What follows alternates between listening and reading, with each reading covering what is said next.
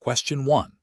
The audit findings indicate that an investment banking representative, when performing a comparable company analysis for a potential acquisition target, primarily focused on identifying publicly traded companies that had recently announced significant merger or acquisition transactions, regardless of their specific industry or business model. Which of the following approaches best aligns with the regulatory framework and professional standards for conducting a comparable company analysis? Option A. Focusing on companies within the same broad industry classification, even if their core business operations and customer bases differ substantially from the target. Option B. Selecting publicly traded companies that are similar to the target company in terms of industry, business model, size, growth prospects, and profitability, and then applying relevant trading multiples. Option C. Identifying publicly traded companies that have recently announced significant merger or acquisition transactions, prioritizing those with the highest reported transaction multiples. Option D. Choosing companies based solely on their current P/E ratios, selecting those with multiples significantly higher than the target's historical average. Correct answer is B. Selecting publicly traded companies that are similar to the target company in terms of industry, business model, size, growth prospects, and profitability, and then applying relevant trading multiples. Explanation. This scenario is professionally challenging because it requires an investment banking representative to exercise sound judgment in selecting comparable companies for valuation, a critical step in the M&A process. The challenge lies in balancing the need for relevant comparables with the potential for bias or oversimplification, which can lead to inaccurate valuations and potentially mislead clients. Adherence to regulatory guidelines is paramount to ensure fairness and accuracy in financial advisory services. The correct approach involves selecting publicly traded companies that are similar to the target company in terms of industry, business model, size, growth prospects, and profitability. This method, known as comparable company analysis, CCA, using trading multiples, is a widely accepted valuation technique under U.S. securities regulations and FINRA rules governing investment banking activities. It provides a market-based perspective on the target's value by observing how similar companies are valued by investors. The regulatory justification stems from the duty of care owed to clients and the prohibition against misleading statements or omissions. Using genuinely comparable companies ensures that the valuation is grounded in objective market data, thereby fulfilling the representative's obligation to provide advice that is in the client's best interest and based on reasonable diligence. An incorrect approach would be to select companies solely based on their P/E multiples, without considering other critical business characteristics. This is flawed because a high P/E multiple might reflect factors unrelated to the target's intrinsic value, such as speculative growth expectations or accounting differences, leading to an inflated valuation. This failure to conduct thorough due diligence on comparability can be seen as a breach of the duty of care and potentially misleading. Another incorrect approach is to focus exclusively on companies with the highest EV/EBITDA multiples. This is problematic as it can lead to an overvaluation if the selected companies have significantly different capital structures, growth rates, or risk profiles than the target. Prioritizing a single, potentially cherry-picked multiple over a holistic assessment of comparability violates the principle of reasonable diligence and can result in a valuation that does not accurately reflect the target's market value. Finally, selecting companies based on their recent transaction multiples without a thorough analysis of the deal specifics is also an incorrect approach. Transaction multiples can be influenced by control premiums, synergies, or distressed sale situations that may not be applicable to the target company. Relying on these without understanding the context can lead to a distorted valuation and fail to meet the standard of professional care required by regulatory bodies. The professional decision-making process should involve a systematic and objective approach to selecting comparable companies. This includes defining clear criteria for comparability, conducting thorough due diligence on potential comparables, and analyzing a range of relevant multiples, P/EV/EBITDA, P/sales, etc.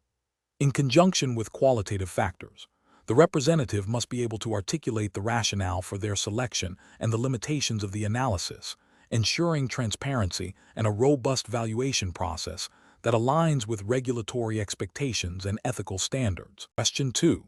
The evaluation methodology shows that a publicly traded U.S. company is facing an unsolicited, aggressive takeover bid from a competitor. The target company's board of directors is concerned that the bid undervalues the company and could lead to significant job losses and a change in corporate culture. They are seeking advice on defensive strategies to protect shareholder interests and maximize the value of any potential transaction. Which of the following strategies, if implemented appropriately, best aligns with the board's fiduciary duties in this situation? Option A. Implement a shareholder rights plan, poison pill, that grants existing shareholders the right to purchase additional shares at a discount if a hostile acquirer accumulates a certain percentage of the company's stock, thereby diluting the acquirer's stake and making the takeover more expensive, while providing the board leverage to negotiate a higher price. Option B. Publicly announce that the company will not consider any acquisition offers, regardless of the price or terms, to signal a strong resistance to any takeover attempts. Option C. Seek out and negotiate a sale of the company to a friendly third party, a white knight, at a price that is only slightly higher than the hostile bid, primarily to thwart the original acquirer. Option D. Agree to repurchase a large block of the hostile bidder's shares at a substantial premium to the current market price, to induce them to abandon their takeover attempt. The correct answer is A. Implement a shareholder rights plan, poison pill, that grants existing shareholders the right to purchase additional shares at a discount if a hostile acquirer accumulates a certain percentage of the company's stock, thereby diluting the acquirer's stake and making the takeover more expensive, while providing the board leverage to negotiate a higher price. Explanation. This scenario presents a common challenge in investment banking, advising a client facing a hostile takeover attempt. The professional challenge lies in balancing the target company's management's desire to retain control and protect shareholder interests against the potential benefits of a takeover, such as a higher acquisition price. The Series 79 exam emphasizes understanding the regulatory framework governing these situations, particularly the fiduciary duties owed to shareholders and the rules around defensive tactics. Careful judgment is required to ensure that any defensive strategy implemented is in the best interests of the corporation and its shareholders, not solely management.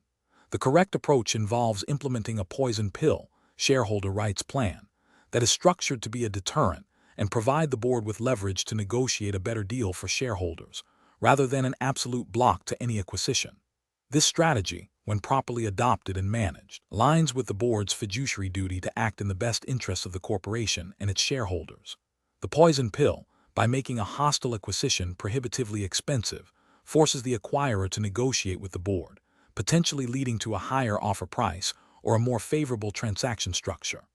This is permissible under U.S. securities law and Delaware corporate law, provided the board acts in good faith and with due care, and the pill is not used solely to entrench management. An incorrect approach would be to implement a poison pill solely to entrench existing management, without a genuine belief that the takeover is detrimental to shareholder value. This would violate the board's fiduciary duties of loyalty and care, as it prioritizes management's interests over those of the shareholders. Another incorrect approach would be for the target company's board to engage in greenmail, which involves buying back a significant block of shares from a hostile bidder at a premium to stop the takeover. While sometimes used, greenmail is often viewed as a waste of corporate assets and can be seen as management paying off a threat rather than acting in the best interests of all shareholders, potentially leading to shareholder lawsuits.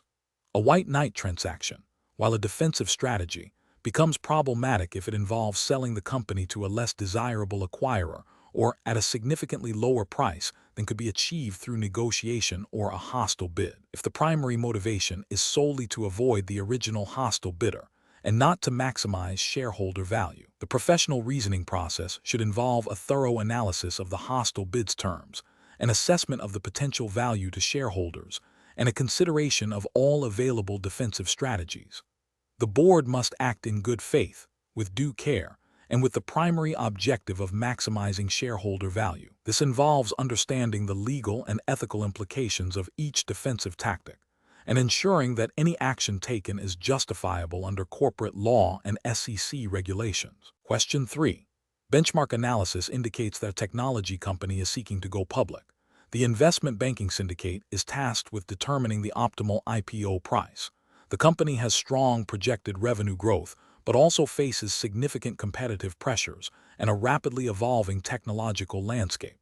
The syndicate is considering using a greenshoe option to stabilize the aftermarket. Which of the following pricing strategies best aligns with regulatory expectations for ensuring a fair and orderly market while maximizing proceeds for the issuer? Option A. Relying solely on the highest multiples observed in comparable public companies, assuming the issuer's growth trajectory will justify a premium valuation. Option B. Setting the IPO price based on a weighted average of comparable company multiples and precedent transaction valuations, informed by the book-building process to gauge investor demand, and structuring the greenshoe option to provide aftermarket support. Option C. Setting the IPO price based on the issuer's current book value, as this represents a tangible and conservative valuation metric. Option D. Pricing the IPO at the very low end of the initial price range indicated by early investor interest during book building to guarantee a significant first-day trading pop. The correct answer is B. Setting the IPO price based on a weighted average of comparable company multiples and precedent transaction valuations, informed by the book-building process to gauge investor demand, and structuring the greenshoe option to provide aftermarket support. Explanation. This scenario presents a professional challenge because investment bankers must balance the need to price an initial public offering, IPO, attractively to investors with the issuer's desire to maximize proceeds. Overpricing can lead to a failed offering or a significant post-offering price decline, damaging the issuer's reputation and investor confidence. Underpricing, while potentially ensuring a successful offering and a pop on the first day of trading, leaves money on the table for the issuer. The use of a greenshoe option introduces another layer of complexity, as its exercise can influence the aftermarket price and the overall success of the offering. Correct approach involves a comprehensive valuation that considers multiple methodologies, including discounted cash flow (DCF) analysis, comparable company analysis, and precedent transactions. This multi-pronged approach allows for a robust understanding of the company's intrinsic value and its market positioning. The book-building process, where investor demand is gauged, is crucial for informing the final pricing strategy. The greenshoe option, if utilized, should be structured to provide stability in the aftermarket without artificially inflating the price. This integrated strategy, grounded in thorough due diligence and market intelligence, aligns with the regulatory expectation of acting in the best interests of both the issuer and the investors, ensuring fair and orderly markets. FINRA Rule 2111, Suitability, and the general principles of fair dealing and integrity in the securities markets are paramount. An incorrect approach would be to solely rely on comparable company multiples, without considering the unique growth prospects and risks of the issuer, potentially leading to an inaccurate valuation. This fails to meet the standard of due diligence required by FINRA rules. Another incorrect approach would be to price the offering based solely on perceived investor demand during the book-building process, ignoring fundamental valuation metrics. This could lead to an overvalued security, violating the principle of fair pricing and potentially exposing investors to undue risk, which is contrary to the spirit of FINRA conduct rules. Relying exclusively on precedent transactions without adjusting for differences in market conditions or company specifics would also be an inadequate valuation method, failing to provide a truly representative price. Professional decision-making in such situations requires a disciplined process. First, conduct thorough fundamental analysis and valuation using a combination of methods. Second, engage in effective book building to understand investor appetite and price sensitivity. Third, develop a pricing strategy that balances issuer objectives with investor interests, considering the potential impact of a greenshoe option. Finally, maintain transparency and communicate effectively with the issuer throughout the process, ensuring all decisions are well documented and justifiable under regulatory standards. Question 4. The control framework reveals that during the due diligence process for a potential merger, the investment banking team is under significant time pressure to finalize the transaction. The target company's management has provided a substantial amount of documentation, but some financial projections appear overly optimistic and certain contractual agreements have complex clauses that are not immediately clear. Which of the following represents the most appropriate course of action for the investment banking representative to ensure compliance with regulatory requirements and ethical standards? Option A. Rely on the target company's internal audit reports to validate the financial information, and accept the legal team's summary of contractual terms without further independent verification. Option B. Proceed with the transaction based on the provided information, assuming management's projections are reasonable, and the legal team will conduct a high-level review of the contracts to expedite the process. Option C. Engage independent legal counsel to conduct a thorough review of all contractual agreements and work with forensic accountants to rigorously scrutinize the financial projections and underlying assumptions, even if it delays the transaction. Option D. Halt the transaction immediately and inform the client that the due diligence cannot be completed within the desired timeframe due to the complexity of the information. Correct answer is B.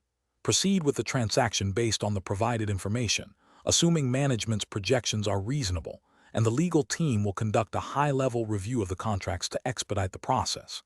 Explanation: this scenario is professionally challenging because it requires an investment banking representative to balance the need for efficient deal execution with the absolute regulatory mandate of thorough due diligence. The pressure to close a transaction quickly can lead to shortcuts, but the Series 79 exam emphasizes the critical importance of verifying information, conducting robust legal and financial reviews, and ensuring the integrity of the roadshow and comfort letters. Failure to do so can result in significant legal and reputational damage for both the firm and the individuals involved, and can lead to severe regulatory sanctions under SEC rules and FINRA regulations. The correct approach involves a systematic and comprehensive verification of all material information provided by the target company. This includes engaging qualified legal counsel to review all contracts, litigation, and corporate governance documents, and working with independent accountants to scrutinize financial statements, projections, and internal controls. The roadshow must present accurate and complete information, and comfort letters from underwriters must be based on diligent inquiry and verification, not mere reliance on management assertions without independent corroboration. This meticulous process is mandated by SEC Rule 10b-5, which prohibits fraudulent misrepresentations or omissions in connection with the purchase or sale of securities, and by FINRA Rule 2010, which requires members to observe high standards of commercial honor and just and equitable principles of trade. An incorrect approach that prioritizes speed over accuracy by accepting management's representations without independent verification would violate the duty of care and the anti-fraud provisions of securities laws. This failure to conduct adequate due diligence could lead to the dissemination of misleading information to investors, resulting in potential liability under Section 10(b) of the Securities Exchange Act of 1934 and Rule 10b-5. Another incorrect approach, such as limiting the legal review to only publicly available documents, would be insufficient as it fails to uncover potential undisclosed liabilities or risks inherent in private company transactions. This would also contravene the spirit and letter of due diligence requirements. Finally, a comfort letter that is not supported by reasonable investigation, but rather by a cursory review or blind trust in the issuer, would be a serious ethical and regulatory breach, potentially exposing the underwriter to liability for misstatements or omissions in the offering documents. Professionals should employ a decision-making framework that begins with a clear understanding of the regulatory obligations for due diligence. This involves establishing a detailed due diligence checklist, assigning responsibilities to appropriate team members, legal, accounting, industry experts, setting realistic timelines that accommodate thorough review, and maintaining meticulous documentation of all inquiries, findings, and resolutions. Any red flags or inconsistencies identified during the process must be thoroughly investigated and resolved before proceeding. The ultimate goal is to ensure that all parties involved in the transaction have a complete and accurate understanding of the risks and rewards, thereby upholding investor protection and market integrity. Question 5. Operational review demonstrates that a proposed acquisition of a privately held technology company by a publicly traded corporation may involve significant intellectual property assets and a substantial customer base. The investment banking team is tasked with advising on the transaction. Which of the following actions is most critical to ensure regulatory compliance and mitigate potential deal risks? Option A. Wait for the Federal Trade Commission or Department of Justice to inquire about potential antitrust issues before initiating any review of the transaction's competitive impact. Option B. Assume that the transaction will not raise antitrust concerns due to the target company's private status and focus solely on the financial valuation of the target. Option C. Prioritize the negotiation of the purchase agreement terms and only address change of control provisions if they become an immediate impediment to closing. Option D. Conduct a thorough HSR Act filing analysis to determine if premerger notification is required, and simultaneously review all material contracts of the target company for change of control provisions that could be triggered by the acquisition. The correct answer is D. Conduct a thorough HSR Act filing analysis to determine if premerger notification is required, and simultaneously review all material contracts of the target company for change of control provisions that could be triggered by the acquisition. Explanation. This scenario presents a professional challenge because investment bankers must navigate complex regulatory landscapes that can significantly impact deal timelines, feasibility, and ultimate success. The Hart-Scott-Rodino HSR Act and antitrust review are critical components of M&A transactions, requiring careful consideration of potential market concentration and competitive effects. Failure to properly assess and address these regulatory hurdles can lead to substantial delays, costly divestitures, or even the termination of a transaction. Furthermore, change of control provisions within existing agreements, e.g., debt covenants, material contracts, can be triggered by an acquisition, necessitating proactive identification and management to avoid unintended consequences. The correct approach involves a thorough and proactive assessment of potential antitrust implications under the HSR Act and a comprehensive review of all change of control provisions. This includes determining whether the transaction meets the HSR filing thresholds, and if so, preparing for the waiting period and potential second requests from the Federal Trade Commission, FTC, or Department of Justice, DOJ. Simultaneously, a detailed examination of all material contracts and agreements is essential to identify any change of control clauses that could be triggered by the proposed transaction. Understanding these triggers allows for timely communication with counterparties, negotiation of necessary waivers or amendments, and mitigation of potential risks. This approach aligns with the regulatory framework by ensuring compliance with antitrust laws and demonstrates professional diligence in managing contractual obligations, thereby protecting the client's interests and facilitating a smoother transaction process.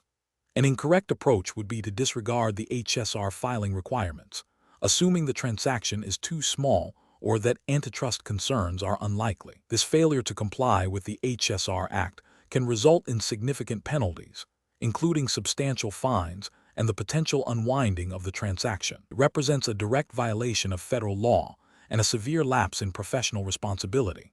Another incorrect approach would be to overlook the review of change of control provisions in existing agreements. This oversight could lead to breaches of contract, triggering default clauses, acceleration of debt, or termination of key business relationships.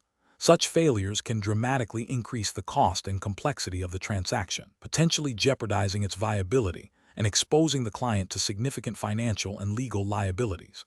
This demonstrates a lack of due diligence and a failure to adequately advise the client on all material risks. A third incorrect approach would be to only address antitrust concerns if explicitly raised by regulatory bodies, rather than proactively assessing them. This reactive stance misses the opportunity to shape the narrative, prepare necessary justifications for the transaction's competitive impact, and potentially engage with regulators early to address concerns. It also fails to account for the significant time and resources required to respond to a second request, which can derail deal timelines. The professional decision-making process for similar situations should begin with a comprehensive understanding of the transaction structure and the parties involved. This should be followed by a systematic review of all applicable regulatory requirements, including antitrust laws like the HSR Act, and a thorough examination of the target company's material contracts and agreements for change of control clauses. Proactive engagement with legal counsel specializing in antitrust and corporate law is crucial. Risk assessment and mitigation strategies should be developed early and continuously updated throughout the transaction process. Clear and consistent communication with the client regarding potential regulatory hurdles and their implications is paramount. Question 6. The efficiency study reveals that the target company has a highly leveraged capital structure and is facing significant ongoing litigation. When preparing the private placement memorandum, PPM, for a potential offering under Regulation D, which of the following best reflects the required disclosures concerning these factors? Option A. The PPM should briefly mention the existence of debt but can avoid specific details about the leverage ratios, and the litigation can be described in general terms without elaborating on its potential financial implications. Option B. The PPM is not required to disclose specific details about the capital structure or ongoing litigation, as it is a private placement and not subject to the same disclosure standards as a registered offering. Option C. The PPM must comprehensively detail the risks associated with the leveraged capital structure and fully disclose the nature, potential impact, and status of the ongoing litigation. Option D. The PPM can omit detailed discussion of the capital structure if the company's growth prospects are strong, and the litigation is considered unlikely to result in a material adverse outcome. The correct answer is C. The PPM must comprehensively detail the risks associated with the leveraged capital structure and fully disclose the nature, potential impact, and status of the ongoing litigation.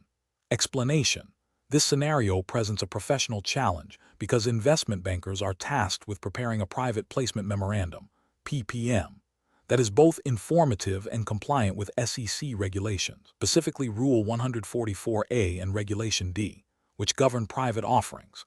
The challenge lies in balancing the need to provide sufficient material information to potential investors to make informed decisions, with the fact that PPMs are not subject to the same rigorous registration and disclosure requirements as public offerings. Misrepresenting or omitting material information, even in a private placement, can lead to significant legal and reputational consequences. Careful judgment is required to ensure all necessary disclosures are made without inadvertently creating a general solicitation or making misleading statements. The correct approach involves ensuring the PPM contains all material information that a reasonable investor would consider important in making an investment decision. This includes a comprehensive description of the issuer's business, financial condition, management, the terms of the securities being offered, and the risks associated with the investment. Crucially, it must also clearly state that the securities are being offered pursuant to an exemption from registration under the Securities Act of 1933 and that resales are restricted. This approach aligns with the SEC's anti-fraud provisions, which apply to all securities transactions, whether registered or exempt. By providing a thorough and accurate disclosure, the investment banker fulfills their duty to the potential investors and adheres to the spirit and letter of securities laws, even in the context of a private offering. An incorrect approach that omits significant risk factors associated with the issuer's highly leveraged capital structure would fail to provide investors with a complete picture of the investment's potential downsides. This omission constitutes a failure to disclose material information, violating the anti-fraud provisions of federal securities laws. Such a failure could lead to claims of misrepresentation or omission by investors. Another incorrect approach that focuses solely on the positive aspects of the company's growth prospects, while downplaying or ignoring the substantial litigation pending against the issuer, would also be a serious regulatory and ethical failure. Material litigation is a significant risk that must be disclosed to investors. Failing to do so is a direct violation of disclosure requirements and can expose the issuer and the investment bank to liability.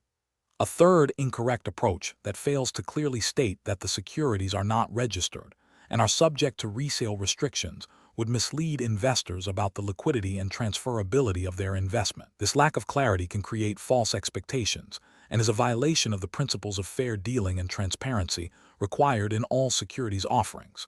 Professionals should approach PPM preparation by first identifying the relevant regulatory framework, e.g., Regulation D, Rule 144A. They must then meticulously gather all material information about the issuer and the offering, critically assessing what a reasonable investor would need to know.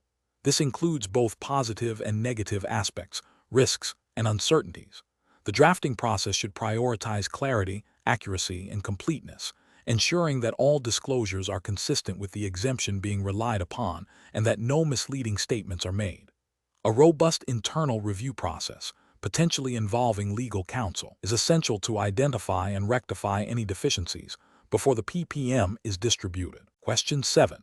The evaluation methodology shows that an investment banking firm is advising a U.S.-based technology startup on raising capital through a private placement of convertible notes.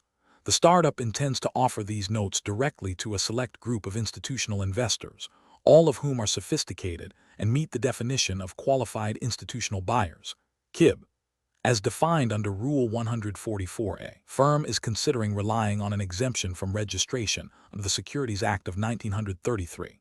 Which of the following approaches best aligns with the regulatory framework for this specific offering scenario? Option A. Relying on Rule 144A to facilitate the direct placement of securities to QIBs, ensuring the securities are eligible for resale under this rule, and that all purchasers are indeed QIBs. Option B. Structuring the offering under Regulation D, Rule 504, as it is a small offering and the investors are accredited, which is a broader exemption. Option C. Utilizing Regulation S for the offering, as it is a private placement and the investors are sophisticated, without considering the status of the offering or the investor's residency. Option D. Relying solely on Regulation D, Rule 506C, assuming that since the investors are sophisticated and the offering is private, this exemption is sufficient for the initial placement. The correct answer is A. Relying on Rule 144A to facilitate the direct placement of securities to QIBs, ensuring the securities are eligible for resale under this rule, and that all purchasers are indeed QIBs. Explanation. This scenario is professionally challenging because it requires an investment banking representative to navigate the complex interplay between different exemptions under U.S. federal securities laws, specifically Regulation D and Rule 144A, when advising a client on a private placement. The representative must accurately assess which exemption is most appropriate and compliant, considering the nature of the issuer, the purchasers, and the securities being offered. Failure to do so can lead to significant regulatory violations, reputational damage, and legal liabilities for both the firm and the client. The correct approach involves recognizing that Regulation D, particularly Rule 506, is designed for offerings to accredited investors and sophisticated investors, while Rule 144A provides a safe harbor for resales of restricted securities to qualified institutional buyers, QIB. When an issuer is seeking to place securities directly with QIBs, Rule 144A is the more direct and appropriate exemption for the resale, assuming the securities are eligible and the purchasers are QIBs. This approach correctly identifies the specific exemption designed for the intended resale market and ensures compliance with its strict requirements regarding the nature of the purchasers. An incorrect approach would be to solely rely on Regulation D, Rule 506, if the intention is to facilitate resales to QIBs, as Rule 506 is primarily for the initial offering and does not directly address the resale market for institutional investors in the same manner as Rule 144A. It fails to leverage the most efficient and compliant exemption for the intended transaction structure. Another incorrect approach would be to assume that any offering to sophisticated investors automatically qualifies for an exemption without verifying the specific criteria of the chosen exemption, such as the definition of accredited investor under Regulation D or QIB under Rule 144A. This demonstrates a lack of due diligence and a misunderstanding of the precise requirements of each rule. Finally, an incorrect approach would be to overlook the resale nature of the transaction and attempt to structure it solely as a primary offering under a general exemption, without considering the specific provisions for secondary market transactions or resales to sophisticated entities. Professional decision-making in such situations requires a thorough understanding of the issuer's objectives, the target investor base, and the specific characteristics of the securities. The representative must then meticulously match these factors against the requirements of available exemptions, such as Regulation D Rules 504, 506B, 506C, and Rule 144A, ensuring all conditions, including purchaser qualifications, disclosure requirements, and resale restrictions, are met. A systematic review of the offering structure against the SEC's guidance on each exemption is paramount. Question 8. The performance metrics show a sustained period of positive revenue growth and increasing profitability for a company that has already completed its initial public offering. Management is now looking to facilitate the sale of a significant block of shares currently held by early investors and venture capital firms, aiming to provide liquidity to these stakeholders, while also potentially raising additional growth capital for the company. Considering the company's public status and the desire for broad market participation in the sale, which offering structure would be most appropriate under SEC regulations? Option A, a private placement to a select group of institutional investors. Option B, a registered secondary offering, potentially utilizing a shelf registration under Rule 415. Option C, an unregistered secondary offering exempt from registration. Option D, a new initial public offering IPO. The correct answer is B, a registered secondary offering, potentially utilizing a shelf registration under Rule 415. Explanation. This scenario presents a common implementation challenge for investment banking professionals advising a client on capital raising. The challenge lies in selecting the most appropriate offering structure that aligns with the company's current financial health, market conditions, and strategic objectives, while strictly adhering to SEC regulations. Misjudging the optimal offering type can lead to underpricing, failed syndication, or regulatory scrutiny. The correct approach involves recommending a follow-on offering, specifically a registered secondary offering, because the company has already completed an IPO and is now seeking to raise additional capital by allowing existing shareholders to sell their shares. This structure leverages the existing public float and established market price, facilitating a smoother and potentially more efficient capital raise compared to a new IPO. Under SEC Rule 415, a shelf registration statement allows for the continuous offering of securities over a period, which can be advantageous for a follow-on offering if the company anticipates future capital needs or wants flexibility. This approach is compliant with the Securities Act of 1933 and relevant SEC rules governing registered offerings. An incorrect approach would be to suggest a new initial public offering, IPO. This is inappropriate because the company is already publicly traded, having completed a prior IPO. Pursuing a new IPO would be redundant and would not address the stated need to raise capital through existing shareholders selling their stakes. It would also involve a significantly more complex and costly registration process.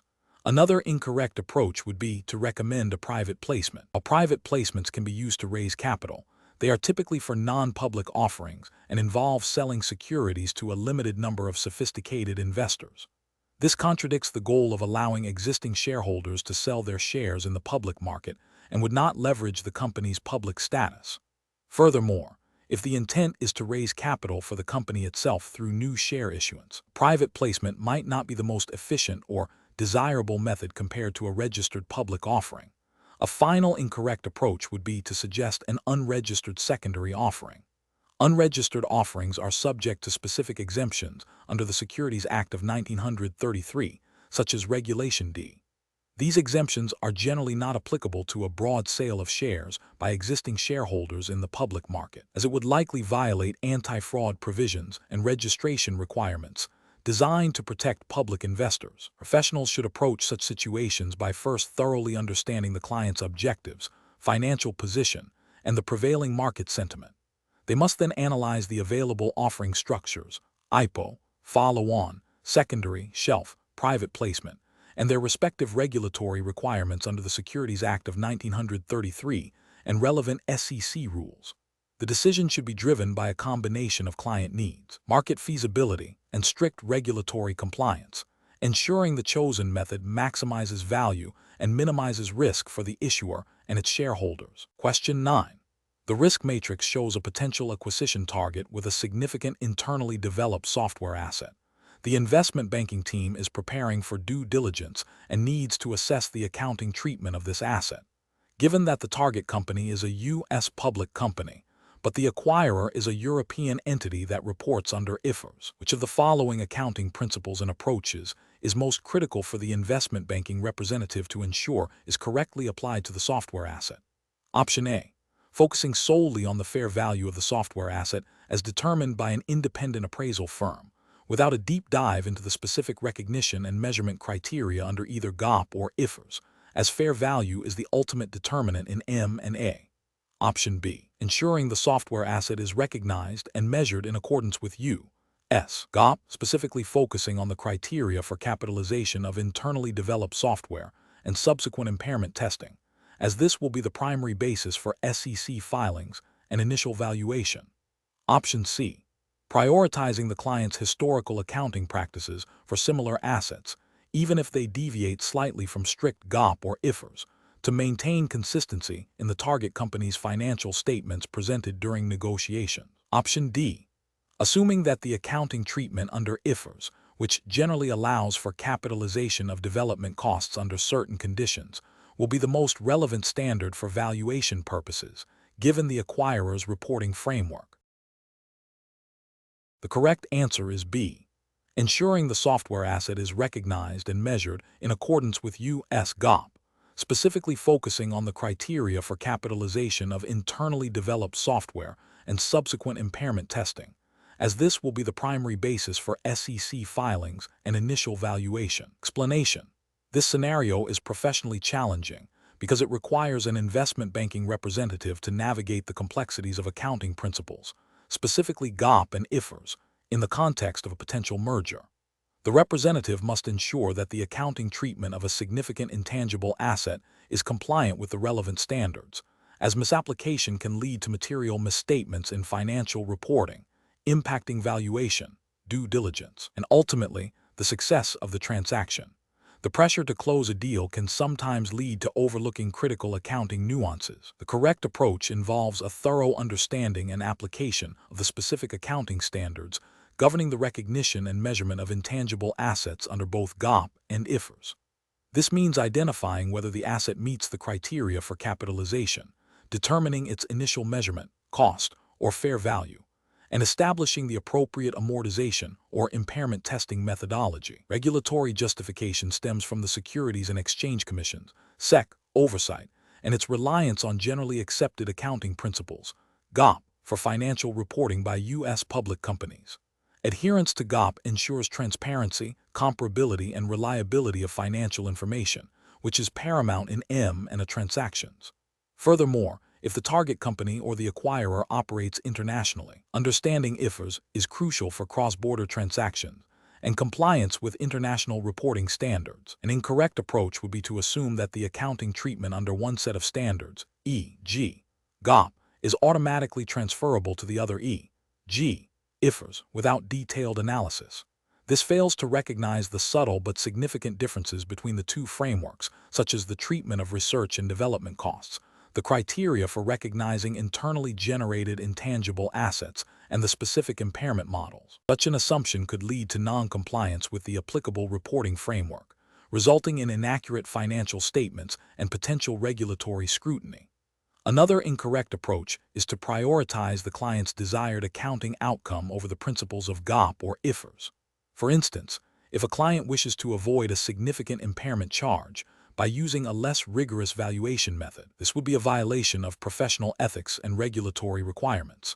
Investment banking representatives have a duty to uphold the integrity of financial reporting, which means applying accounting standards objectively and without undue influence.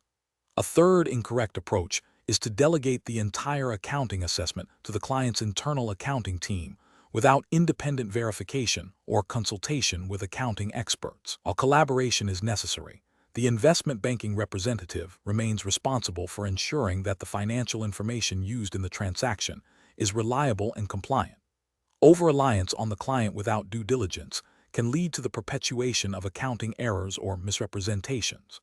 The professional decision-making process should involve a systematic review of the intangible asset's nature, origin, and valuation. This includes consulting authoritative accounting literature, e.g., FASB Accounting Standards Codification for GAAP, IS Standards for IFRS, seeking advice from accounting specialists when necessary, and critically evaluating the assumptions and methodologies used in the valuation.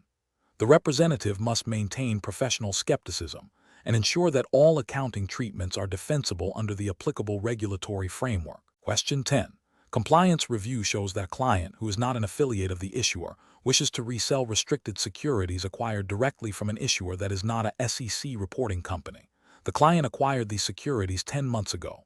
What is the earliest date this client can resell these securities in compliance with Rule 144? Option A, immediately, as the securities are no longer restricted in their possession.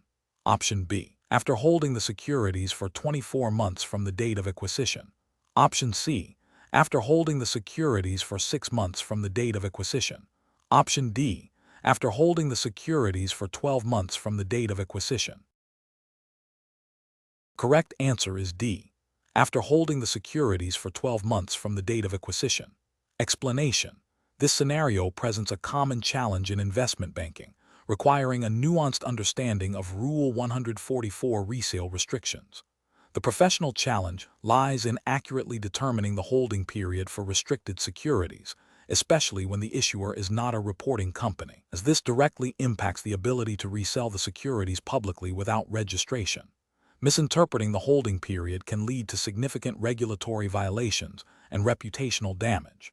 The correct approach involves correctly calculating the holding period based on the specific circumstances of the securities acquisition. For restricted securities acquired from an issuer that is not a SEC reporting company, the holding period generally begins when the purchaser acquires the securities from the issuer or an affiliate of the issuer. This period is typically 12 months for non-affiliates and 24 months for affiliates before resale is permitted under Rule 144. The key is to identify the date of acquisition and apply the appropriate holding period based on the issuer's reporting status and the seller's affiliate status. An incorrect approach would be to assume a shorter holding period simply because the securities are no longer restricted in the seller's mind, or because a similar security from a reporting company has a shorter holding period. Another incorrect approach would be to disregard the issuer's reporting status and apply the holding period applicable to reporting companies, which is typically 6 months. Failing to account for the seller's affiliate status and applying the non-affiliate holding period would also be an incorrect approach. These failures stem from a misunderstanding of the specific provisions of Rule 144, particularly as they apply to non-reporting issuers and the distinction between affiliates and non-affiliates. Professional decision-making in such situations requires a meticulous review of the facts, including the date of acquisition, the issuer's reporting status at the time of acquisition and resale, and the seller's relationship with the issuer. It necessitates consulting the specific text of Rule 144 and any relevant SEC guidance to ensure accurate application of the holding period requirements. Question 11. The assessment process reveals that an investment banking team is preparing to conduct a private placement under Regulation D. A potential investor, a high net worth individual who claims to be an accredited investor, has provided a letter from their personal attorney stating that the individual meets the accredited investor criteria. The team is considering proceeding with the offering based on this letter. Which of the following represents the most compliant approach to verifying this investor's accredited status? Option A, relying solely on the attorney's letter as sufficient proof of accredited investor status. Option B, accepting the investor's verbal assurance of their accredited status, given their extensive investment experience. Option C, assuming the investor is accredited because their attorney has confirmed it without further independent verification by the firm. Option D, requesting additional documentation from the investor, such as recent tax returns and financial statements, to independently verify their income and net worth, and confirming the investor's professional certifications or designations if applicable. The correct answer is A, relying solely on the attorney's letter as sufficient proof of accredited investor status. Explanation: this scenario is professionally challenging because determining accredited investor status requires careful adherence to specific regulatory definitions and verification procedures to ensure compliance with securities laws, particularly Rule 506 of Regulation D under the Securities Act of 1933. Misclassifying an investor can lead to significant legal and reputational consequences for the investment banking firm, including rescission rights for the investors and potential SEC enforcement actions. The core of the challenge lies in balancing the need for efficient deal execution with the stringent requirements for investor qualification. The correct approach involves a multifaceted verification process that goes beyond mere self-certification. This includes reviewing documentation that substantiates the investor's financial sophistication and net worth, such as tax returns, financial statements, and bank statements. For individuals, it means confirming they meet the income or net worth thresholds as defined by the SEC, or that they hold certain professional certifications or designations that indicate financial knowledge. For entities, it involves verifying their status as a company, as defined by the rules, and ensuring they meet the asset thresholds. This rigorous verification process is mandated by the SEC to ensure that only sophisticated investors participate in private placements, thereby protecting less sophisticated investors from potentially risky offerings. An incorrect approach would be to solely rely on a prospective investor's self-declaration of accredited status without any independent verification. This fails to meet the regulatory requirement for reasonable belief that the investor is accredited. Another incorrect approach is to accept a single piece of documentation, like a recent pay stub, as definitive proof of accredited status, as this may not accurately reflect an individual's sustained net worth or income over the required period. Furthermore, assuming an investor is accredited simply because they are a sophisticated business person or have previously invested in private placements, without confirming their current qualifications against the specific criteria, is also a regulatory failure. These approaches bypass the due diligence necessary to comply with the spirit and letter of securities regulations designed to protect investors and maintain market integrity. Professionals should employ a systematic decision-making framework that prioritizes regulatory compliance. This involves 1. Understanding the specific definitions and criteria for accredited investors as outlined by the SEC. 2. Establishing clear internal policies and procedures for verifying accredited investor status, including acceptable forms of documentation and verification methods. 3. Training all personnel involved in private placements on these procedures and the importance of compliance. 4. Documenting all verification steps taken for each investor. 5. Consulting with legal counsel when in doubt about an investor's qualification or the verification process.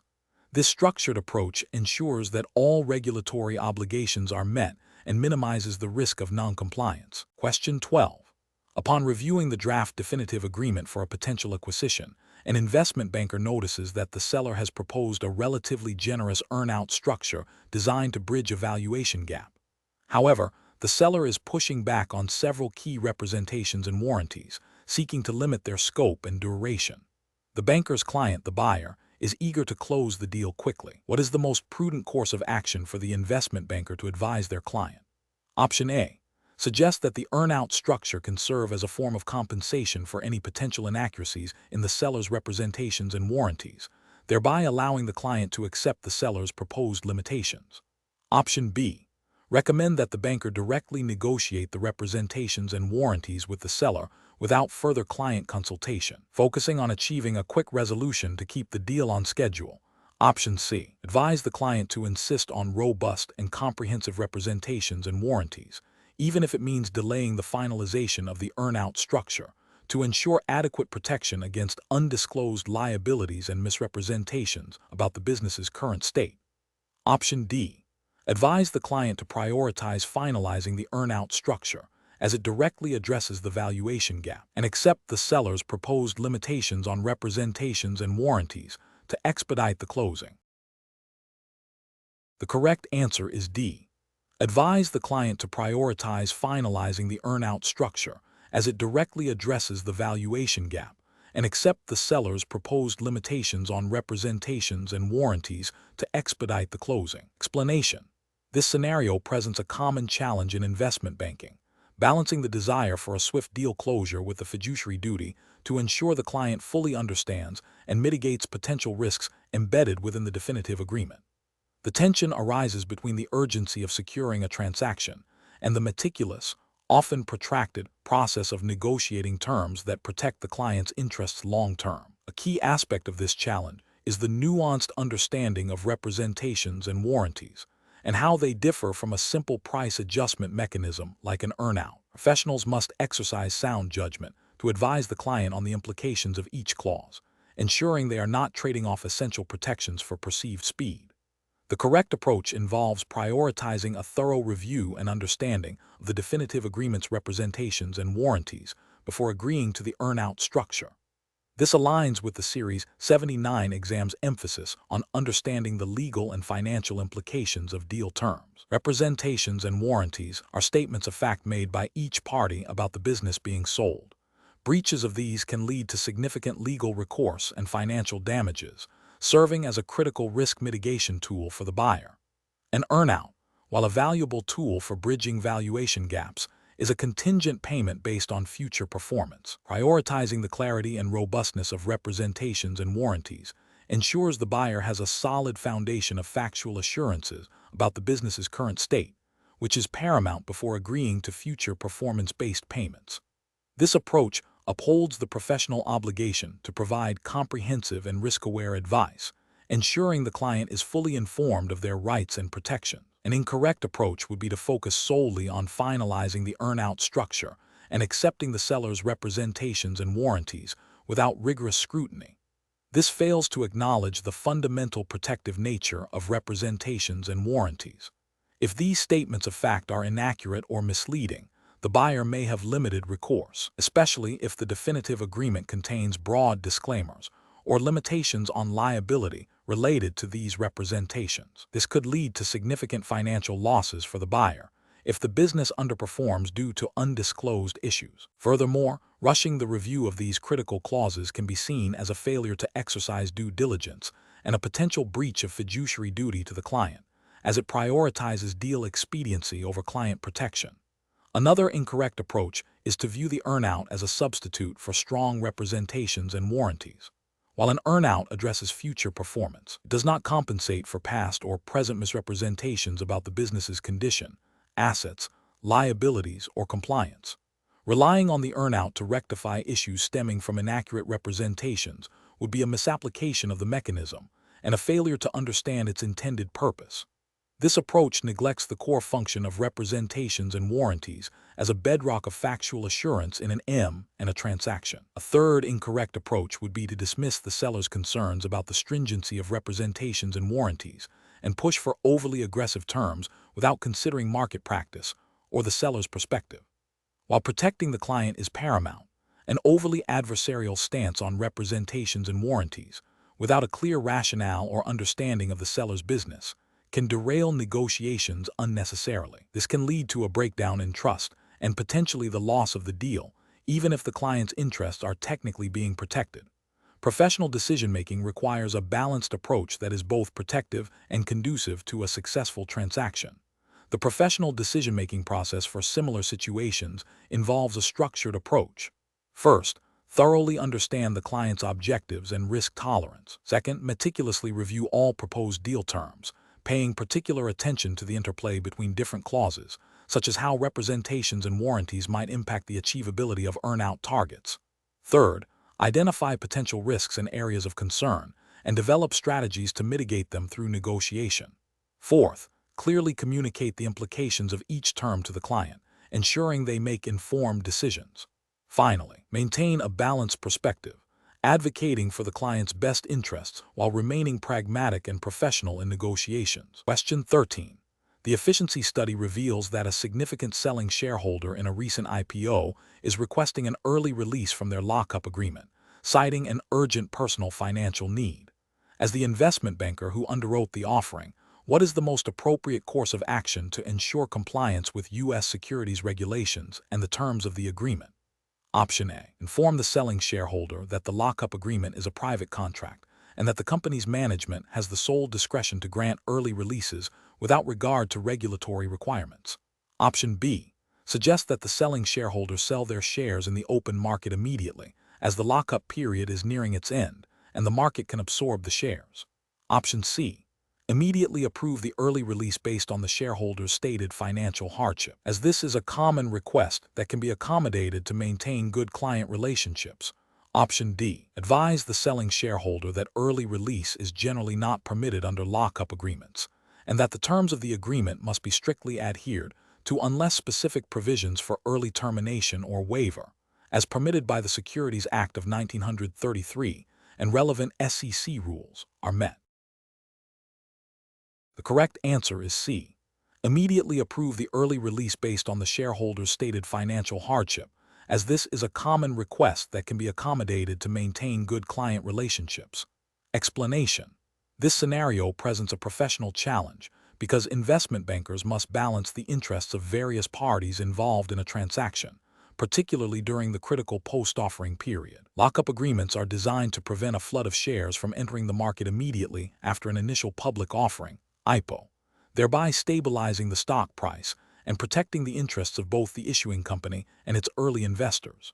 Navigating the complexities of these agreements, especially when faced with requests for early release, requires a thorough understanding of the underlying agreements, regulatory expectations, and ethical considerations. The banker's role is to act as a trusted advisor, ensuring compliance and fairness. The correct approach involves a meticulous review of the existing lockup agreements and a clear understanding of the Securities Act of 1933 and relevant SEC rules, particularly Rule 144. This approach prioritizes adherence to the contractual terms and regulatory framework governing the resale of restricted securities. By confirming that the lockup period has expired or that specific conditions for early release are met as stipulated in the agreement and permitted by regulation, the banker upholds their fiduciary duty and ensures compliance. This demonstrates a commitment to the integrity of the capital markets and the protection of all stakeholders. An incorrect approach would be to grant an early release of shares without a thorough review of the lockup agreement and applicable regulations. This could lead to violations of the Securities Act of 1933, which governs the distribution of securities. Specifically, releasing shares before the agreed-upon lockup period expires, without meeting the stringent conditions for an exemption under Rule 144, such as the expiration of the lockup period or a waiver explicitly permitted by the agreement and regulations, could be construed as an unregistered distribution of securities. This exposes the issuer, the selling shareholders, and the investment bank to significant legal and reputational risks, including potential SEC enforcement actions, fines, and civil liabilities. Another incorrect approach would be to rely solely on the verbal assurance of a selling shareholder or the issuer's management without independent verification of the agreement's terms and regulatory compliance. This demonstrates a lack of due diligence and a disregard for the formal contractual and regulatory requirements. Professional decision-making in such situations requires a systematic process. First, identify and obtain all relevant documentation, including the lockup agreement and any amendments. Second, thoroughly review the terms of the lockup agreement, paying close attention to the expiration date and any provisions for early termination or waiver. Third, consult the applicable regulations, primarily Rule 144 of the Securities Act of 1933, to understand the conditions under which restricted securities can be resold. Fourth, communicate clearly and transparently with all parties involved, explaining the contractual and regulatory requirements. Finally, act in accordance with the verified terms of the agreement and the law, ensuring that any action taken is fully compliant and defensible. Question 14.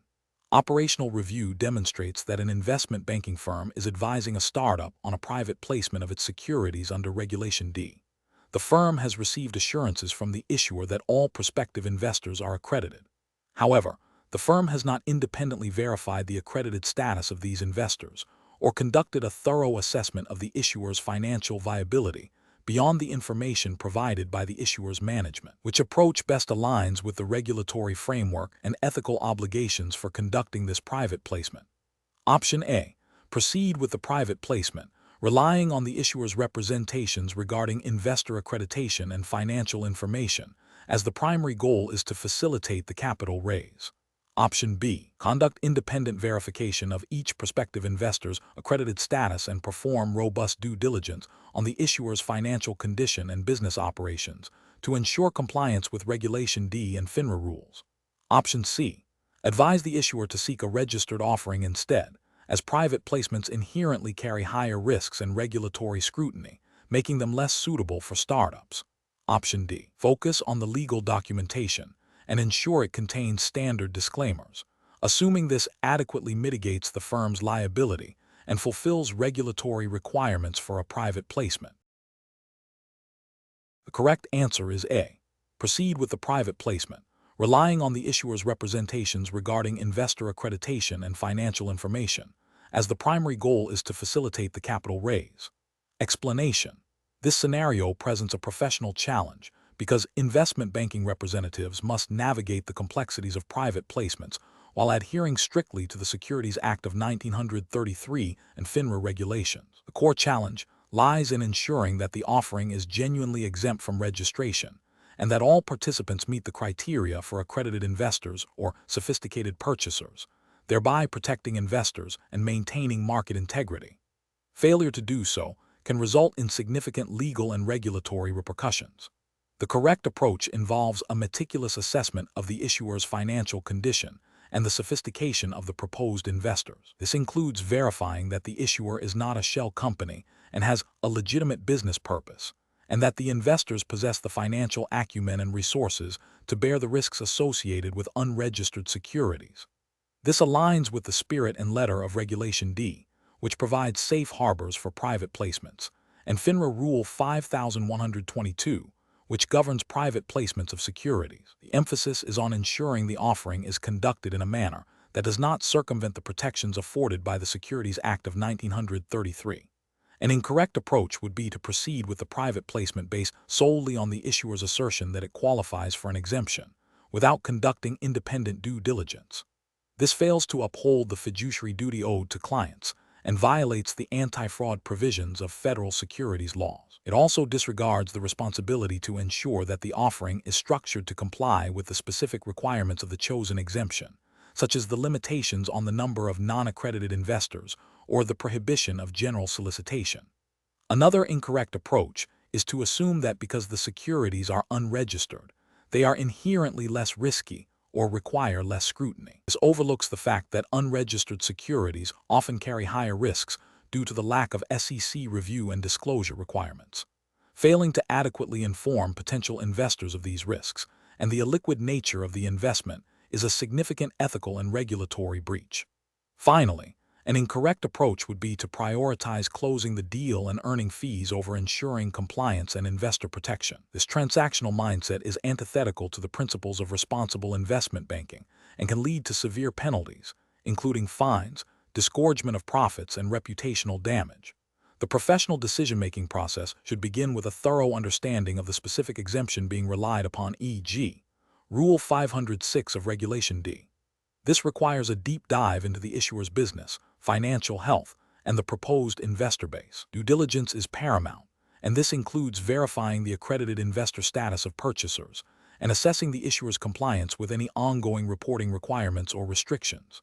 If any red flags arise, such as a lack of transparency or questionable investor qualifications, the representative must escalate these concerns and potentially withdraw from the engagement.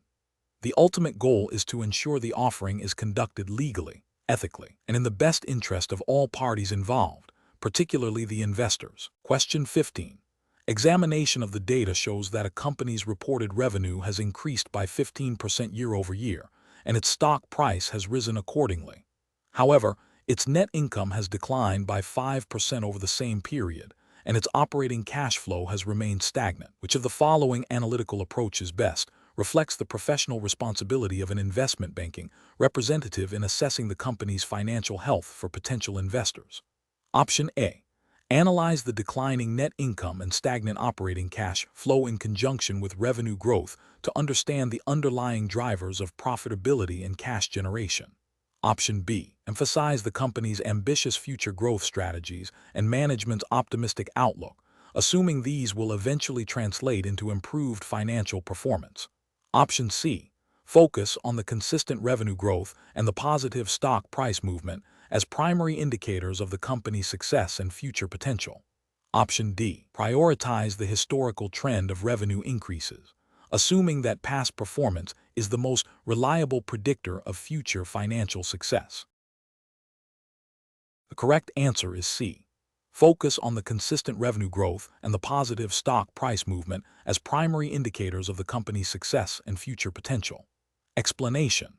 This scenario presents a professional challenge because it requires an investment banking representative to interpret financial statements in a way that is both accurate and compliant with regulatory standards, specifically those governing the Series 79 exam. The challenge lies in moving beyond a superficial review to a deeper understanding of how different analytical approaches can lead to misrepresentations or omissions, potentially violating FINRA rules regarding fair dealing and accurate representation of information.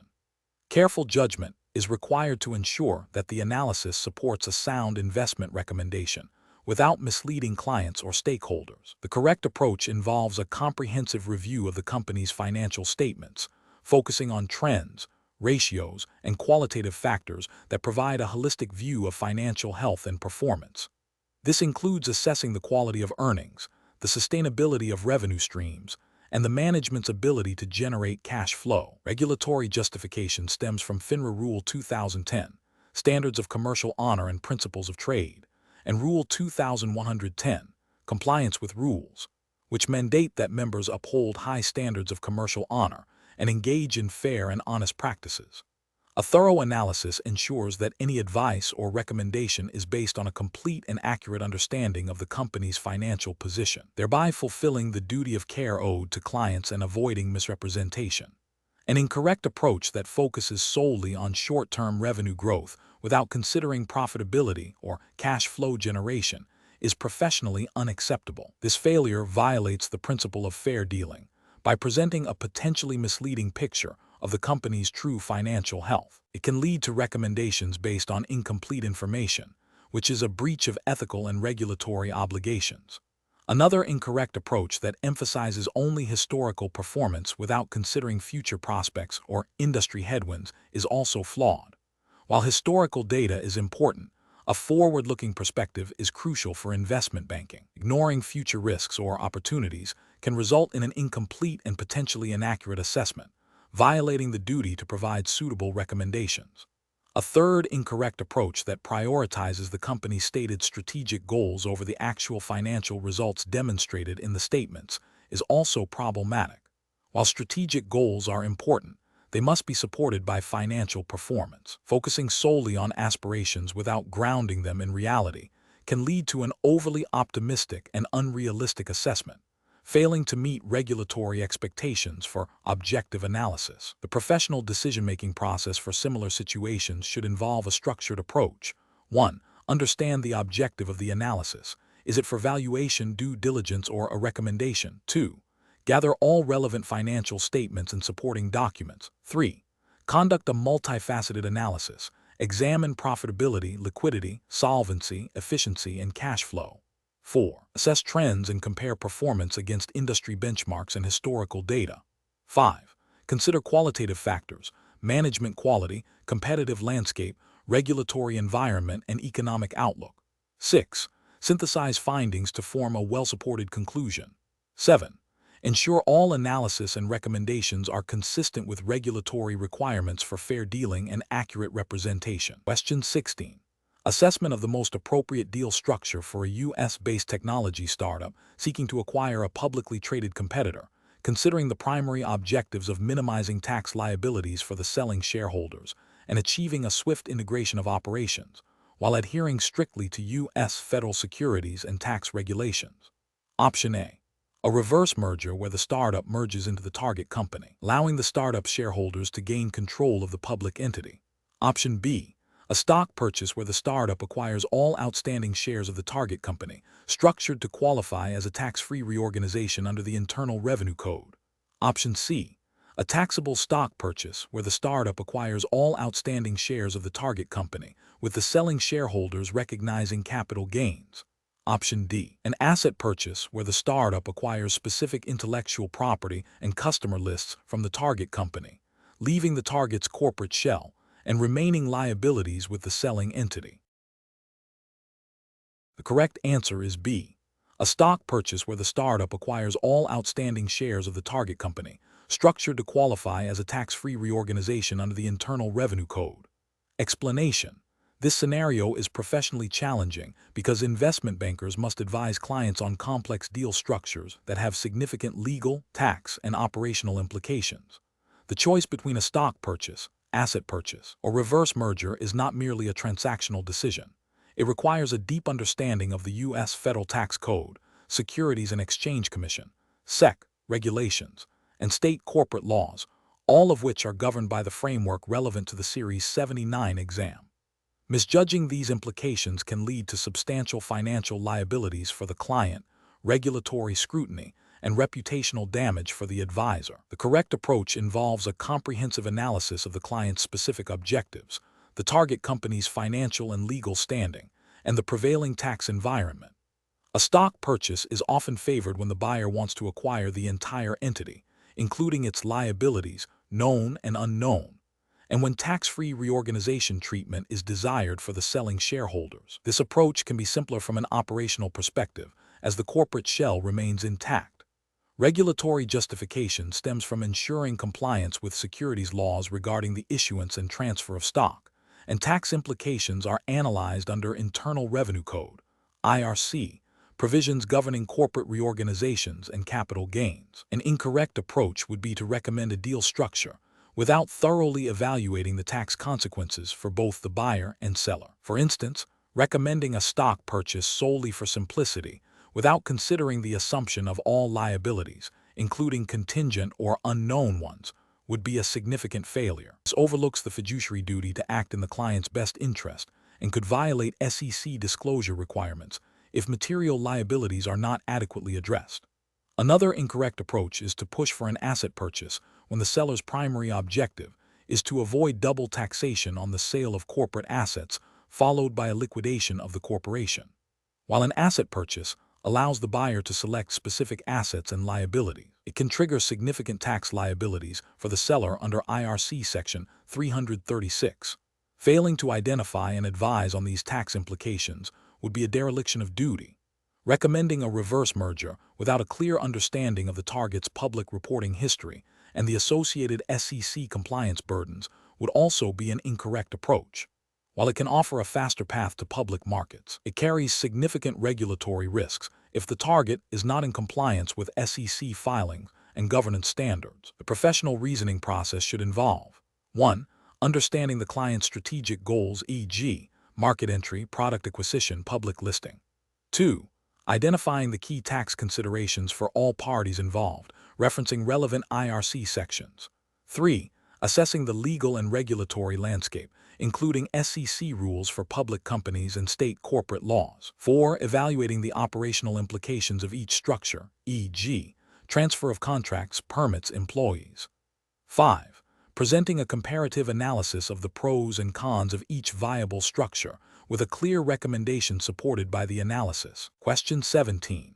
Which approach would be most appropriate for an investment banking firm advising a public company on a significant merger that may involve the issuance of a substantial amount of new stock, potentially diluting existing shareholders' ownership, and requires a vote of the company's shareholders? Option A.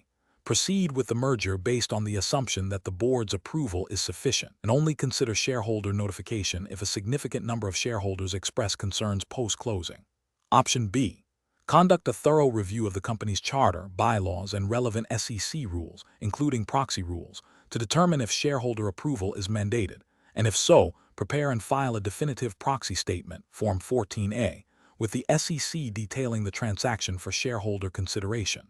Option C. Advise the company to proceed with the merger and inform shareholders of the outcome after closing, assuming the board has approved the transaction. Option D. Advise the company to seek shareholder approval through informal channels, such as a company-wide email, without filing formal proxy materials with the SEC to expedite the process. The correct answer is C. Advise the company to proceed with the merger and inform shareholders of the outcome after closing, assuming the board has approved the transaction. Explanation.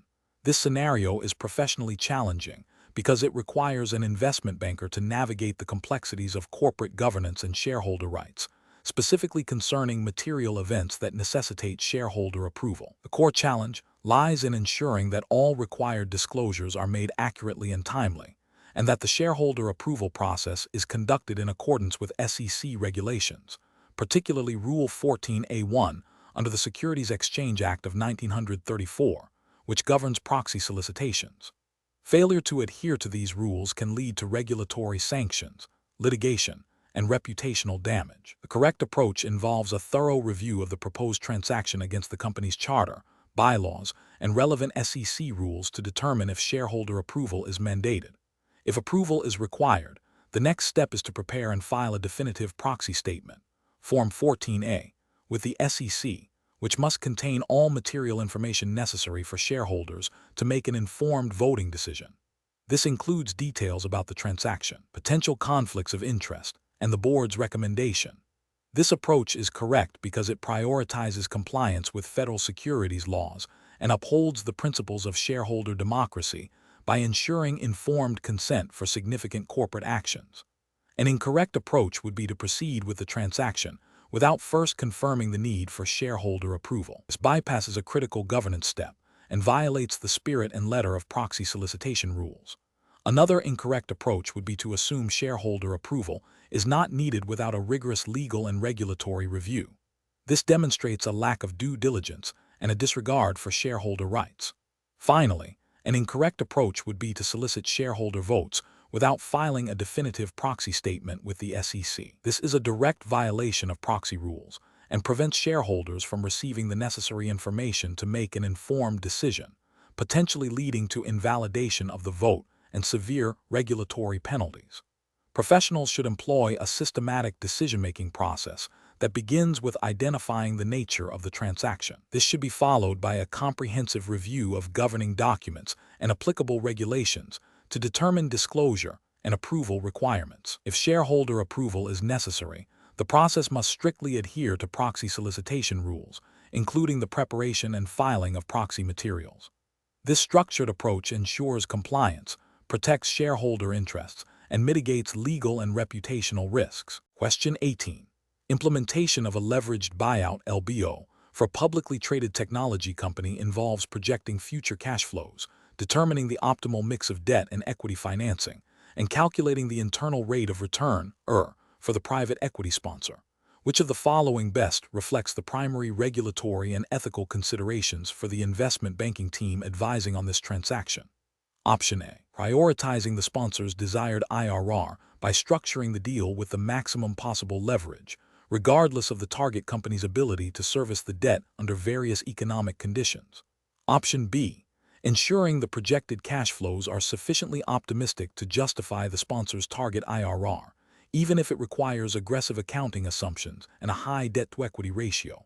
Option C. Focusing solely on the immediate transaction fees and the sponsor's potential exit strategy, with less emphasis on the long-term operational impact of the LBO on the target company. Option D. Conducting thorough due diligence to develop realistic cash flow projections, stress testing the capital structure under adverse scenarios, and ensuring the proposed financing is sustainable for the target company's long-term viability. The correct answer is B. Ensuring the projected cash flows are sufficiently optimistic to justify the sponsor's target IRR, even if it requires aggressive accounting assumptions and a high debt-to-equity ratio. Explanation. This scenario presents a professional challenge because investment bankers must balance the financial objectives of the acquiring entity with the fiduciary duties owed to the target company's shareholders and the integrity of the capital markets. Accurately projecting future cash flows, determining appropriate debt levels, and assessing the equity contribution are critical for a successful LBO. Misjudging these elements can lead to an unsustainable capital structure, potential default, and ultimately, a failure to maximize shareholder value for the target company, which is a core responsibility under FINRA regulations governing fair dealing and due diligence. The correct approach involves a thorough and realistic assessment of the target company's standalone operating performance, considering various economic scenarios and the impact of the proposed debt financing on its financial flexibility. This includes stress testing the projections to ensure the company can service its debt obligations even under adverse conditions. The equity contribution must be sufficient to provide a reasonable buffer and demonstrate the sponsor's commitment.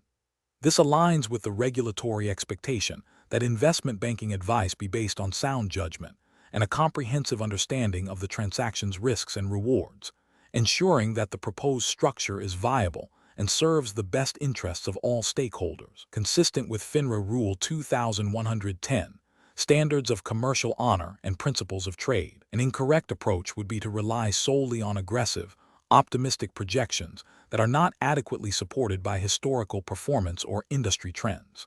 This could lead to an overestimation of the target's ability to generate cash flow, justifying excessive debt.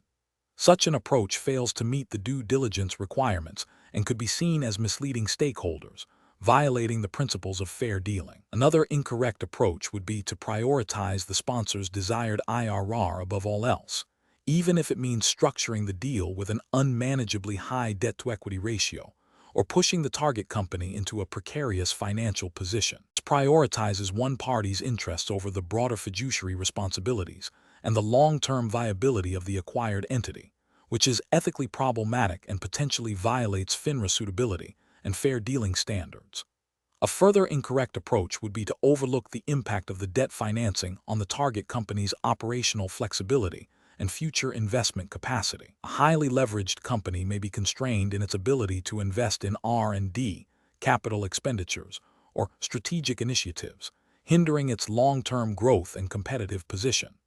This demonstrates a lack of comprehensive analysis and a failure to consider the holistic impact of the LBO on the target's future prospects, which is contrary to the professional standard of providing well-reasoned advice. Professionals should employ a decision-making framework that begins with a deep understanding of the target company's business and its operating environment. This involves rigorous financial modeling, including sensitivity analysis and scenario planning, to assess the robustness of the LBO structure. The focus should always be on creating a sustainable capital structure that allows the company to thrive post-acquisition, rather than simply achieving a target IRR through excessive leverage or unrealistic assumptions. Transparency and thoroughness in presenting the risks and potential downsides to all parties involved are paramount. Question 19. The efficiency study reveals that the secondary offering of XYZ Corp is experiencing lower than anticipated demand, and the stock price is showing signs of weakness. As the investment banking representative overseeing the offering, you are aware that the syndicate has the option to engage in stabilization activities. However, you also note that a competitor's analyst has published a report suggesting the stock is undervalued, and your firm's proprietary trading desk is considering increasing its passive market-making activity in XYZ Corp shares during the restricted period. What is the most appropriate course of action to ensure compliance with Regulation M and maintain market integrity? Option A. Instruct the trading desk to increase active market making to support the stock price, arguing that the analyst's report provides a basis for believing the stock is undervalued and warrants a stronger market presence. Option B. Advise the syndicate to cease all stabilization efforts immediately and allow the market to find its own level, as any intervention might be perceived as an attempt to artificially prop up the price given the current market sentiment. Option C. Engage in aggressive buying in the open market to counteract the downward price pressure, citing the need to create a more orderly market for the secondary offering, and inform the trading desk to adjust their passive market making to align with these efforts. Option D. Continue with the planned stabilization bids at or below the offering price, while ensuring the firm's passive market making adheres strictly to the defined parameters of Regulation M, and disregard the competitor's analyst report as external commentary. The correct answer is D. Continue with the planned stabilization bids at or below the offering price, while ensuring the firm's passive market making adheres strictly to the defined parameters of Regulation M, and disregard the competitor's analyst report as external commentary. Explanation. This scenario presents a professional challenge because it requires an investment banking representative to navigate the complexities of Regulation M, specifically concerning stabilization activities during a secondary offering, while balancing the firm's potential financial interest with the imperative of fair and orderly markets. The representative must understand the nuances of the restricted period, the permissible activities of market makers, and the ethical implications of actions that could be perceived as manipulative. The core tension lies in ensuring that stabilization efforts do not artificially inflate the stock price or create a false impression of demand, thereby misleading investors. The correct approach involves strictly adhering to the limitations imposed by Regulation M on stabilization activities. This means ensuring that any stabilization bids are placed at or below the offering price and are executed in a manner that does not unduly influence the market. It also requires understanding when the restricted period begins and ends, and that passive market making is a permissible strategy during this time, provided it meets specific criteria. The ethical and regulatory justification for this approach is rooted in the SEC's objective to prevent manipulation and ensure that securities are offered at prices determined by genuine market forces.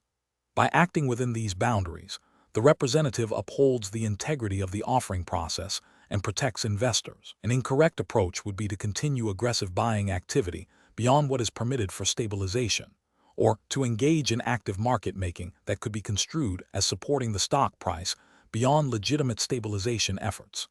This would violate the spirit and letter of Regulation M, which aims to prevent the issuer and underwriters from artificially influencing the stock's price during the offering period. Such actions could lead to accusations of market manipulation, resulting in significant regulatory penalties, reputational damage, and potential legal liabilities for the firm and the individual. Another incorrect approach would be to disregard the restricted period entirely and continue normal trading activities without considering the implications for the offering. This demonstrates a lack of understanding of Regulation M's purpose, which is to create a period where the market can assess the offering without undue influence from the issuer or underwriters. Failing to observe the restricted period can lead to market distortion and investor harm. A third incorrect approach would be to interpret passive market making too broadly, engaging in trades that, while technically passive, are executed in a way that still artificially supports the stock price. The definition of passive market making is precise, and any deviation can be seen as a violation. The ethical failure here is a misrepresentation of market activity, creating a misleading impression of market depth and investor interest. The professional decision-making process for similar situations should begin with a thorough understanding of the specific regulations governing the transaction, in this case, Regulation M. This involves consulting compliance departments and legal counsel to clarify any ambiguities. The representative must then assess the potential impact of their actions on market integrity and investor protection. Prioritizing compliance and ethical conduct over short-term gains or perceived firm advantage is paramount. A proactive approach, involving seeking guidance before acting, is always preferable to reacting to regulatory scrutiny after a potential violation has occurred. Question 20. During the evaluation of a potential initial public offering for a well-established technology company with strong recent financial performance and a favorable industry outlook, an investment banker is advising the issuer on the most appropriate underwriting agreement structure. Considering the current market conditions are stable and investor appetite for technology stocks is high, which underwriting approach would best serve the issuer's need for capital certainty and minimize the underwriter's risk while still being a viable option? Option A. A firm commitment underwriting agreement where the syndicate agrees to purchase all shares from the issuer at a negotiated price. Option B. A standby underwriting agreement where the syndicate agrees to purchase any unsubscribed shares after a rights offering to existing shareholders. Option C. A best efforts underwriting agreement where the syndicate acts as an agent and sells as many shares as possible to the public. Option D. A firm commitment underwriting agreement with an extensive market-out clause that allows the syndicate to terminate the agreement under a broad range of adverse market conditions. The correct answer is A. A firm commitment underwriting agreement where the syndicate agrees to purchase all shares from the issuer at a negotiated price. Explanation: this scenario is professionally challenging because it requires an investment banker to balance the issuer's need for capital with the inherent risks associated with underwriting. The banker must select an underwriting agreement structure that aligns with market conditions, the issuer's financial stability, and the syndicate's risk appetite, all while adhering to FINRA regulations governing fair dealing and disclosure. The decision impacts the certainty of proceeds for the issuer and the potential liability for the underwriters. The correct approach involves selecting a firm commitment underwriting agreement when market conditions are stable and the issuer's prospects are strong, and the syndicate is confident in its ability to sell the securities. This structure provides the issuer with certainty of funds, as the underwriters agree to purchase all securities at a set price. This aligns with regulatory expectations for acting in the best interest of the client, the issuer, by providing a reliable path to capital, assuming the due diligence supports the viability of the offering. The syndicate manager's role is crucial in assessing the market and the security's attractiveness to ensure successful placement. An incorrect approach would be to recommend a best efforts underwriting agreement when market conditions are robust and the issuer is well established. This structure shifts the risk of unsold securities back to the issuer, which is less favorable and potentially misleading to the issuer if a firm commitment was feasible. It fails to leverage the syndicate's capacity to absorb risk and secure capital with certainty, potentially violating the duty of care and best execution principles. Another incorrect approach is to proceed with a firm commitment, underwriting without a clear understanding of the market's absorption capacity or the issuer's true valuation, especially if there are significant undisclosed risks. This could lead to the syndicate being unable to sell the securities at the agreed-upon price, resulting in significant losses for the underwriters and potentially exposing the issuer to reputational damage if the offering fails. This demonstrates a failure in due diligence and risk assessment, which are fundamental regulatory requirements. Finally, recommending a market-out clause in a firm commitment underwriting agreement when market conditions are exceptionally strong and the issuer is highly desirable is also an incorrect approach. While market-out clauses provide a safety net for underwriters against unforeseen catastrophic events, their inclusion in a strong market environment can be seen as an unnecessary attempt to reduce the underwriter's commitment, potentially undermining the certainty of the firm commitment for the issuer and not fully reflecting the robust market conditions. A professional decision-making process should involve a thorough assessment of market conditions, the issuer's financial health and disclosure quality, and the syndicate's capacity and risk tolerance. The banker must then recommend the underwriting structure that best aligns with these factors to provide the issuer with the most advantageous and certain outcome, while ensuring the syndicate can reasonably manage its risk. This requires a deep understanding of the nuances of each underwriting type and their implications under FINRA rules.